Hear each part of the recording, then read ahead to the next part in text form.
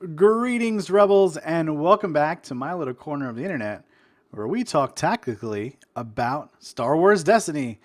Now, I know that I'm late making this video. I said that it would be up by Tuesday and it wasn't. It really just was a hectic week. And so to make up for it, you're going to get this video today and a bonus video about some channel related stuff tomorrow. And then hopefully we'll get back on track next week. Anyway, let me give you a little idea of what this one's going to be about. I decided to take a little break from the Empire at War stuff to take a look in the rear mirror a bit and talk about the good red cards from SOR. I know it may seem a little unpopular to talk about the past. However, SOR was a set that was a big stepping stone for this game, and it gave us a number of really good or even great cards that still see play today. So I feel like this little peek makes a lot of sense with a new set having just landed. Also, I get the sense that there are a lot more new players taking a look at my channel than like uber competitive ones. So this one's really aimed at you guys. In the previous card analysis video series where I talked about Awakenings, I only discussed comments from the set. And in this video, and in the ones going forward for the SOR series, I'm going to just put the commons and uncommons together. I think that makes more sense, but this will mean that the videos will be a little bit longer, but it will also just save a lot of time in referencing those videos in the long run. I could also do like the uncommons and the sets in like a separate video, but I figured, why not just keep them with their respective colors. All right, well, now you've heard my justification, so watch on, or don't. If you already know all this stuff, just make sure that you walk away from your screen right now and you go actually play some Destiny or watch another one of my videos. Yeah, you should do that instead.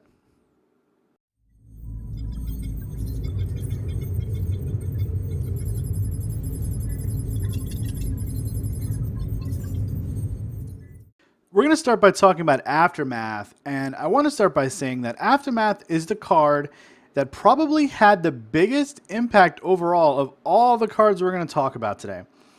Aftermath is a great inclusion in your aggro deck and works well when playing against pretty much any archetype, because the fact of the matter is that in Star Wars Destiny, characters are going to be defeated at some point in the game. It's pretty much unavoidable. And now that you've accepted that fact, you should understand too that Aftermath always has value for that reason. So let's go and review the card really quick. It's a 0-cost support that reads, after a character is defeated, gain 1 resource. So there are 2 things that I want to highlight here. First is that it's 0 cost, which means that it's not lossy in any way. It means it's not going to cost you a resource to make a resource back. The first death of a character already puts you in the green. The second, and perhaps most important element of this card, is it works for all character death. In something like a multiplayer free-for-all format, this card shines big time. Getting money for watching 2 other players kill each other, that sounds pretty good to me, dude. And as we move into the Empire at War meta, I really don't see Aftermath necessarily going away. It might see a little less play now that there are a few more options to gain resources more quickly, but overall it has a strong value for its cost and effect in a meta that was and is still currently dominated mostly by aggro decks. Imperial War Machine is one of those cards I kind of see as timeless. And I say that because there will always be pay sides on good dice that you want to resolve, and I can see FFG reprinting this one in other sets in the future just to keep it alive in some way. But speculation aside, let's talk about why this card is good. Imperial War Machine gives you the opportunity to look at your resources differently. Now, assuming your hand isn't under fire from discard, having this in your hand lets you use your available money a bit more freely, and there are very few cards in Destiny that allow you to craft turns outside of the norm without much transparency. I mean, Rebel War Room sort of does the same thing that this card does, right? But battlefields are played face up, my friends, and that is a big difference. And in addition to that, Imperial War Machine is a great surprise play. Just when your opponent thinks you're tapped out and can't resolve that die you left on the table, bam! Now you can. And decks heavy on pay sides get a lot of mileage out of a card like this. It's great out of hand damage. And I know it only affects red die, but a quick glance over that color suggests it probably has the most pay sides of any color anyway. It's not trying to do something that's unintended for its color in that respect. No, in fact, it fits right into the archetype. And Imperial War Machine, it's really just a great card, and I really hope that I convince you of that, though I will note here that Imperial HQ out of Empire War is giving this card a bit of a run for its money. Rebel Assault makes me feel very ambivalent at times as a Red Hero player. On the one hand, it synergizes just fine with Red Hero because there's almost always guns showing on the table. And on the other hand, it illustrates Red Hero's weakness in the die removal area. Although, one could say that specials and other non-damage side are fairly prevalent in the meta and probably always will be. So, maybe it's not so bad after all, right? But either way you look at it, Rebel Assault is just an okay card. It made the cut in a lot of Red Hero decks for removal simply due to a lack of options and the fact that it is 0 cost. The drawbacks, are that you have to have range damage showing, which means that you have to have already rolled out dice to have it online. Personally, this card still sees some play in my own decks because I want to remove non-damage stuff for free frequently, but it's on the cusp of being removed sooner or later. And also, Red Hero has more trouble with resources probably than any other color faction combination. So free stuff is really key to the Red Hero Guns archetype. You need to have a lot of free cards, 0 cost cards that do stuff that's meaningful and impactful. And Rebel Assault still in that realm, but perhaps slowly working its way out of decks now. Nowadays people are looking at Honor Guard from the 2-player game for their decks, which is a 1-cost support, which is removal for damage. Basically, it's everything that Rebel Assault can't do, and because of that, it hasn't quite replaced Rebel Assault just yet. But Honor Guard is going to be a fairly staple red hero card, so you should get it in your decks alongside Rebel Assault if you know what's good for you. Imperial Inspection is one of the biggest pains in the ass in Star Wars Destiny. Imperial Inspection allows you to bounce a 2-cost or less upgrade back to its owner's hand whenever a disrupt die is rolled. The problems that this card can create are quite a nuisance. Essentially, your 2-cost weapons are never safe when this is on the board. So you've got to fast track them into bigger upgrades quickly, lest you lose out on your investment. Imperial Inspection is one of those cards that creates a great deal of board tension as well. It's too easy to activate and definitely too easy to set up and not that easy to counter, and players know that. It sucks to be in a situation in Destiny where you can't reasonably play around something. But now, Empire War here, and with that came Rend.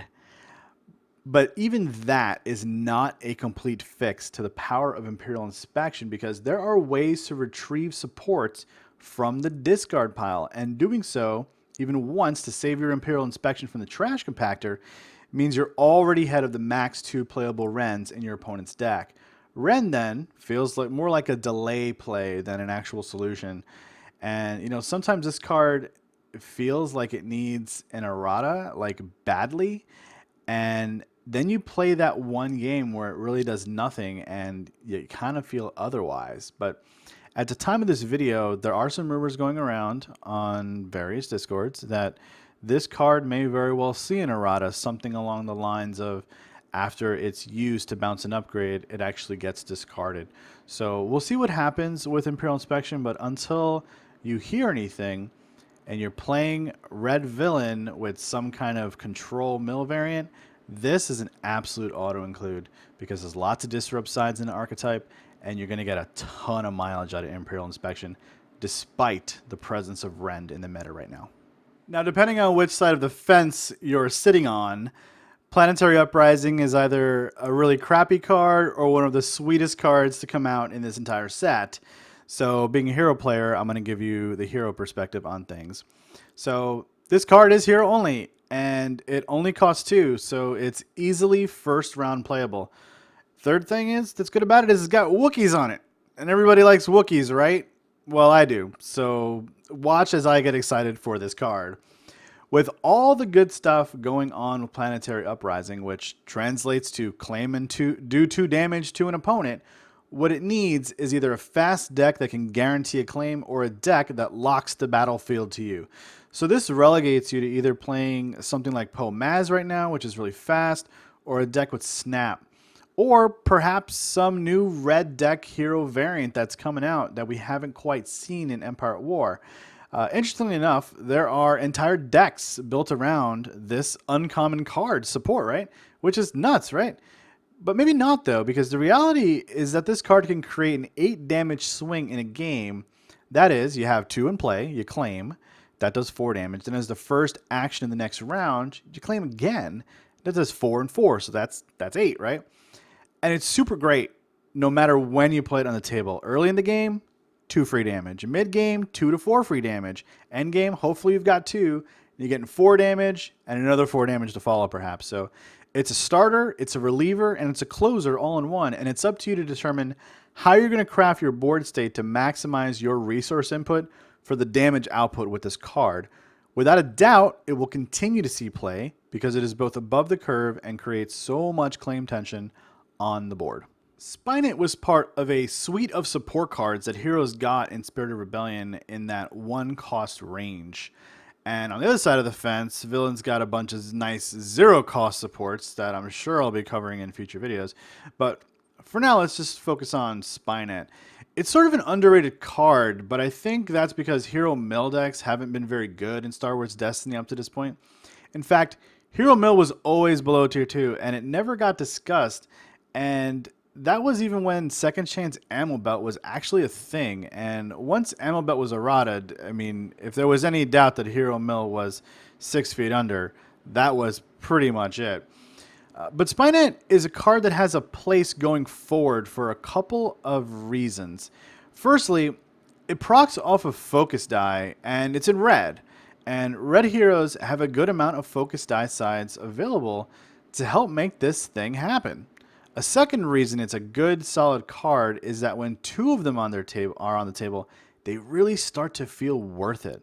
A lot of these trigger supports are actually like that. And of course, this is going to cost you 1 resource at 2 different times out of the gate. But that doesn't feel overcosted, and it's hard to describe that. But at 0 cost, this might be a little too good in the long run. Because if you can get this out early in a mill archetype, it works wonders. It's like Mill's version of Death by 1,000 Cuts, and it really works.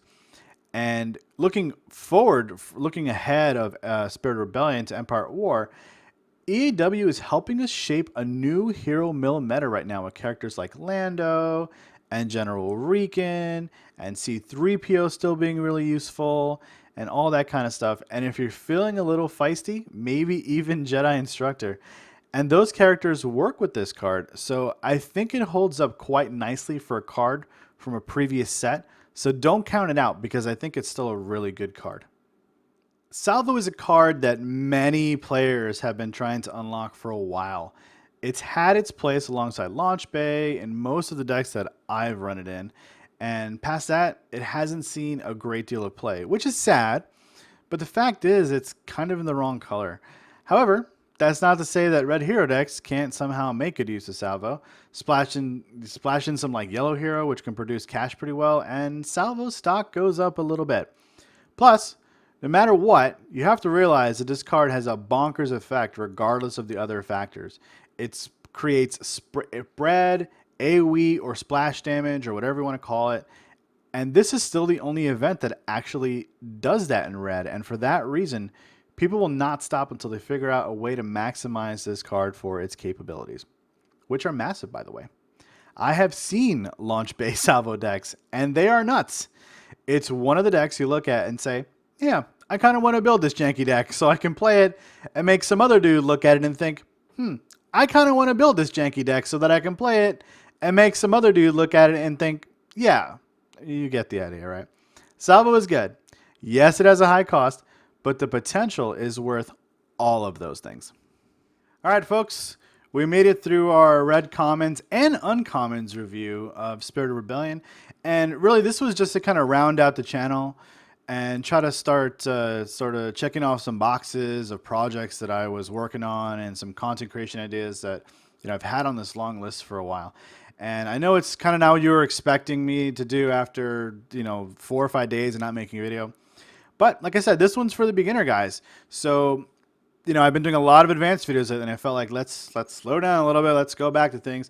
But coming up over the next week, I do have some ideas for some videos that might absolutely interest advanced level players. I've got one that's going to focus quite a bit on statistics. So I'm working on making sure that that information is 100% accurate, or 99% accurate, or whatever probability I can, what do you call that? Significance rate that I can get out of that kind of information, because I want to make sure that I deliver it to you correctly. It's really important that when we talk about actual factual raw number stuff, that it works, so that you can look at two things and know off the bat, okay, the percentage of doing this is that. So anyway, that's coming up. I'm getting the script ready to go for that. Expect that maybe Tuesday, maybe Friday. It depends. I think I'm going to do probably one other video between then, maybe two other videos, smaller ones between then, just to kind of get back into swing of things. Because like I said, it's been a hectic time this past week. A lot of stuff going on in real life and at work and stuff like that. So, but I definitely wanted to do this video and get something out to you guys, because I felt like it was really important to keep the channel rolling and going like that. And also to say, thank you guys. I'm at like 140 something subs or whatever now, and that's super awesome.